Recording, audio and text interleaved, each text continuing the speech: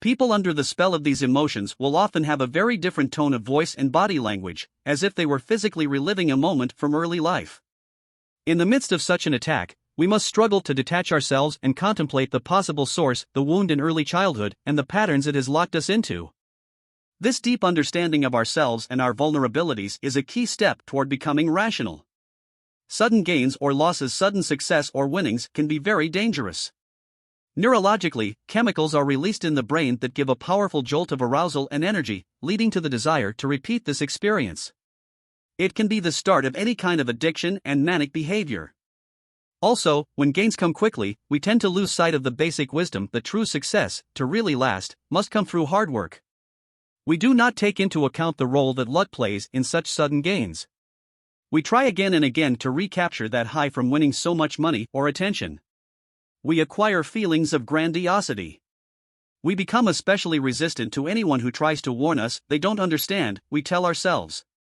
Because this cannot be sustained, we experience an inevitable fall, which is all the more painful, leading to the depression part of the cycle. Although gamblers are the most prone to this, it equally applies to businesspeople during bubbles and to people who gain sudden attention from the public. Unexpected losses or a string of losses equally create irrational reactions. We imagine we are cursed with bad luck and that this will go on indefinitely. We become fearful and hesitant, which will often lead to more mistakes or failures. In sports, this can induce what is known as choking, as previous losses and misses weigh on the mind and tighten it up.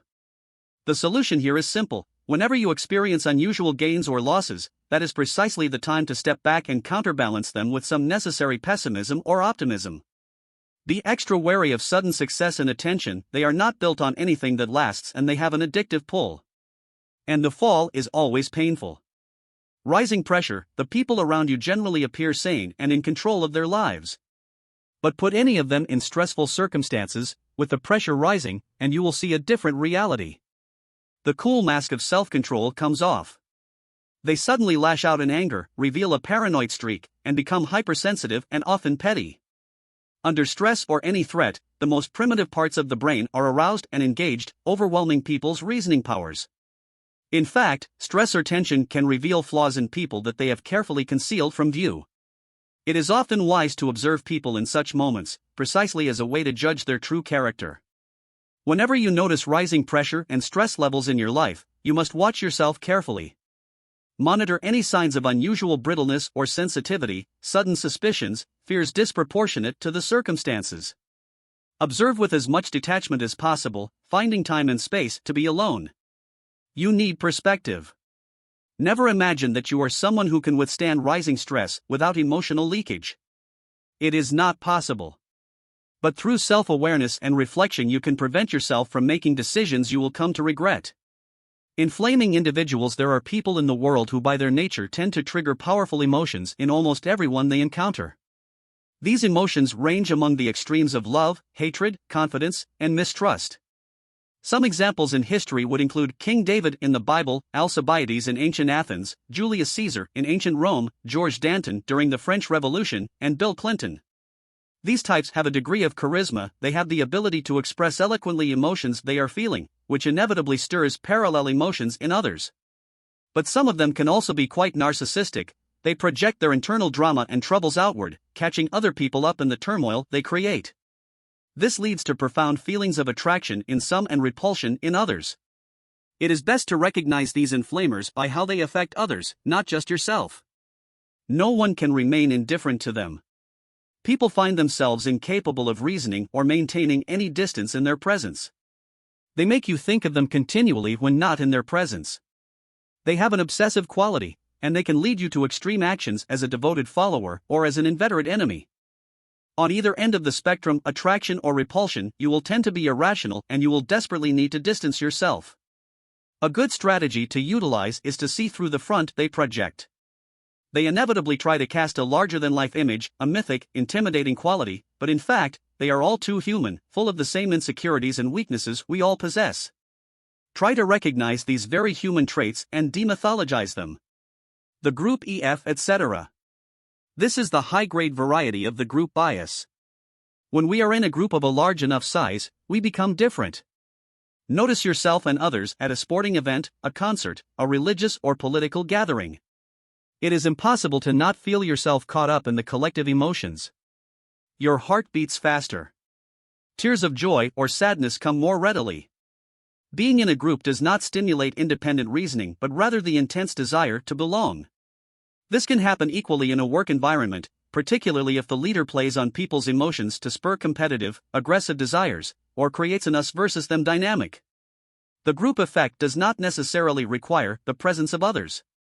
It can occur virally, as some opinion spreads over social media and infects us with the desire to share the opinion, generally of a strong variety, such as outrage. There is an exhilarating, positive aspect to the stimulation of group emotions. It is how we can be rallied to do something for the collective good. But if you notice the appeal is to more diabolical emotions, such as hatred of the other, rabid patriotism, aggression, or sweeping worldviews, you need to inoculate yourself and see through the powerful pull as it works on you. It is often best to avoid the group setting, if possible, in order to maintain your reasoning powers, or to enter such moments with maximum skepticism. Be aware of demagogues who exploit the group effect and stimulate outbreaks of irrationality. They inevitably resort to certain devices. In a group setting, they begin by warming up the crowd, talking about ideas and values that everyone shares, creating a pleasant feeling of agreement. They rely on vague but loaded words full of emotive quality such as justice or truth or patriotism. They talk of abstract, noble goals rather than the solving of specific problems with concrete action. Demagogues in politics or the media try to stir a continual sense of panic, urgency, and outrage. They must keep the emotional levels high. Your defense is simple. Consider your reasoning powers, your ability to think for yourself, your most precious possession. Resent any kind of intrusion upon your independent mind by others. When you feel you are in the presence of a demagogue, become doubly wary and analytical. A final word on the irrational in human nature: do not imagine that the more extreme types of irrationality have somehow been overcome through progress and enlightenment. Throughout history, we witness continual cycles of rising and falling levels of the irrational.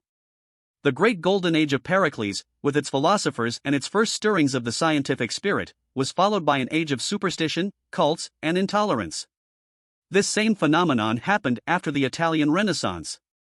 That this cycle is bound to recur again and again is part of human nature. The irrational simply changes its look and its fashions. We may no longer have literal witch hunts, but in the 20th century, not so very long ago, we witnessed the show trials of Stalin, the McCarthy hearings in the U.S. Senate, and the mass persecutions during the Chinese Cultural Revolution. Various cults are continually being generated, including cults of personality and the fetishizing of celebrities. Technology now inspires religious fervor. People have a desperate need to believe in something and they will find it anywhere. Polls have revealed that increasing numbers of people believe in ghosts, spirits, and angels in the 21st century. As long as there are humans, the irrational will find its voices and means of spreading. Rationality is something to be acquired by individuals, not by mass movements or technological progress. Feeling superior and beyond it is a sure sign that the irrational is at work. Step 3. Strategies toward bringing out the rational self. Despite our pronounced irrational tendencies, two factors should give us all hope. First and foremost is the existence throughout history and in all cultures of people of high rationality, the types who have made progress possible. They serve as ideals for all of us to aim for. These include Pericles, the ruler Asoka of ancient India, Marcus Aurelius of ancient Rome, Marguerite de Valois in medieval France, Leonardo da Vinci, Charles Darwin, Abraham Lincoln, the writer Anton Chekhov, the anthropologist Margaret Mead, and the businessman Warren Buffett, to name but a few. All of these types share certain qualities: a realistic appraisal of themselves and their weaknesses, a devotion to truth and reality, a tolerant attitude toward people, and the ability to reach goals that they have set.